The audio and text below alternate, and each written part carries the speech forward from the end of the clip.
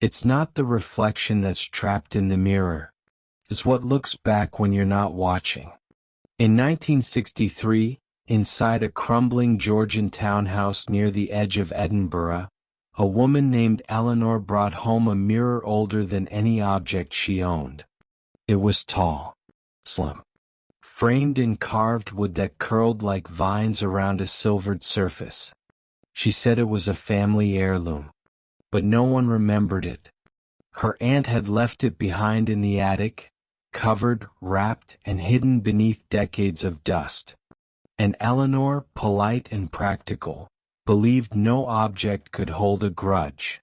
At first she spoke to it as a joke. "Good night, me," she'd whisper, brushing her hair. "How was your day?" she'd murmur, smirking at her own reflection. It became a habit, a routine, a harmless way to end the night. But one night, it spoke back. The mirror stood nearly 6 feet tall. Its wood was a deep, almost black mahogany, carved with twisting serpents, a faded crown, and symbols no one could translate. When Eleanor asked an antiques dealer where it might have come from, he looked once and said quietly, "Not from any place you'd want it returned to." She laughed. Eleanor was 29, an archivist, logical, detail-oriented. She didn't believe in stories, only records. But she found herself drawn to the mirror in ways she didn't fully understand. "It has weight," she once told a friend, "as if it's watching me even when I'm not looking." The house, inherited after her aunt's death, was a quiet one, the kind of place where every door had a creak and the radiators sighed in their sleep. She lived alone. That suited her fine, until the whispering started.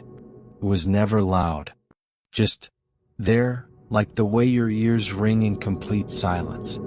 But sometimes if she sat long enough, she could almost make out words. She blamed the pipes, the old house, her own tired mind, until the whispering started happening only when she was near the mirror.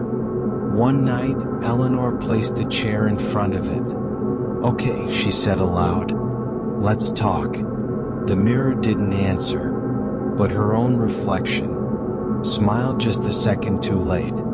The next morning, she found a fingerprint on the inside of the glass. Pressed, smudged, not hers. She wiped it clean, but it returned again the next night. Then 2 prints, then 5. And on the 3rd night, a sentence appeared, written backwards in fog. "I hear you." The messages kept coming, only in the fog of the mirror, only at night. Some were simple. "Tell me more. Don't leave. I see you." But then they got personal. "I remember the attic. We used to play here. Do you miss her too?" Eleanor stopped sleeping, not from fear but fascination. Something, or someone, was inside the mirror, and it remembered her. She began keeping a journal, not of her own words but of the mirror's. She spoke to it every night, sometimes for hours. The answers always came in writing, in breath, in fog. One night she asked, "Who are you?" The reply took 2 full minutes to appear. "I'm what you buried." Then the mirror began changing, not visibly, but subtly. Its reflection started lagging, moving just a little behind her, almost imperceptibly, as if her reflection was listening first, before deciding how to respond.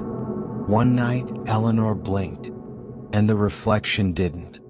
Instead, it tilted its head, just slightly, just enough. Eleanor stepped back, and her reflection didn't. She covered the mirror that night, but the next morning the sheet was gone. In its place was a single sentence scratched faintly into the frame itself. "No more hiding." And from that night forward, the mirror began to whisper even when she wasn't in the room. Sometimes she'd wake in the middle of the night and hear her own voice coming from the hall, but she lived alone. One evening, her friend Mara visited. "You look exhausted," Mara said. "Why do you have that mirror uncovered all the time?" Eleanor frowned.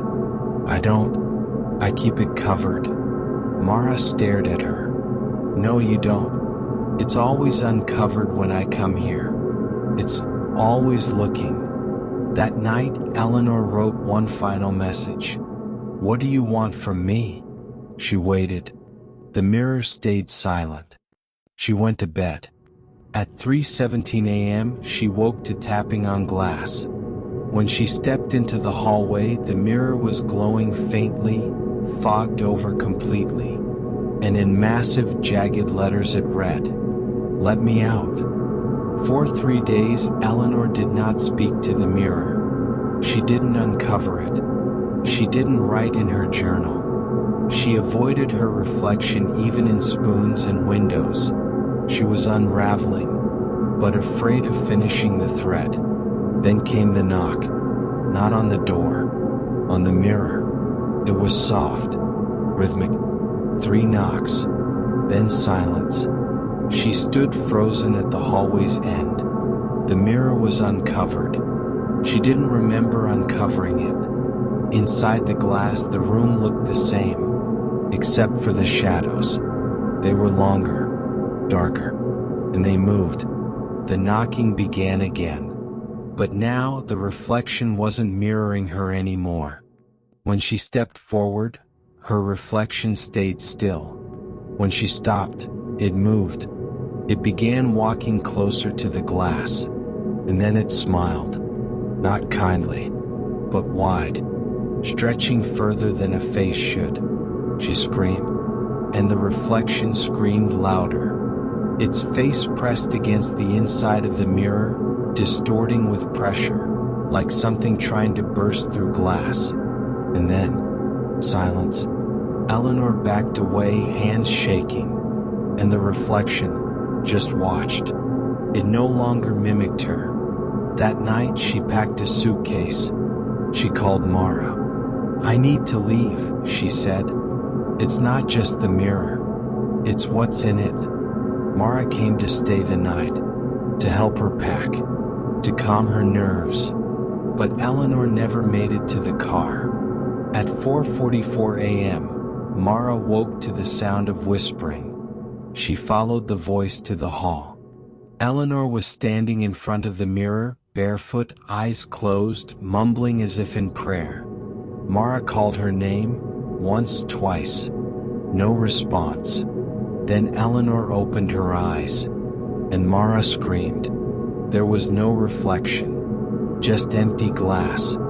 Mara ran forward, grabbing Eleanor's shoulders, and Eleanor turned, but it wasn't her.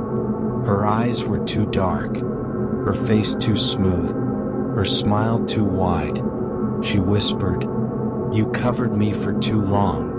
And then the lights went out. When they came back on, Eleanor was gone. All that was left was the mirror. It stood in silence, still, untouched. But now, anyone who looks too long swears. They see something behind the glass, breathing, waiting, smiling. You speak to the mirror long enough. Eventually, it learns how to speak back. They never found Eleanor. The house stood empty for weeks. When they broke in, no signs of struggle, no signs of life. Only the mirror, standing where it always had. Cold, silent, patient. Mara tried to tell the police what happened. They wrote it off as trauma, exhaustion, delusion. But Mara knew what she saw, and she never spoke of it again. The mirror was sold, moved from hand to hand. Estate sale, collector, gallery, and with each new owner, someone went missing.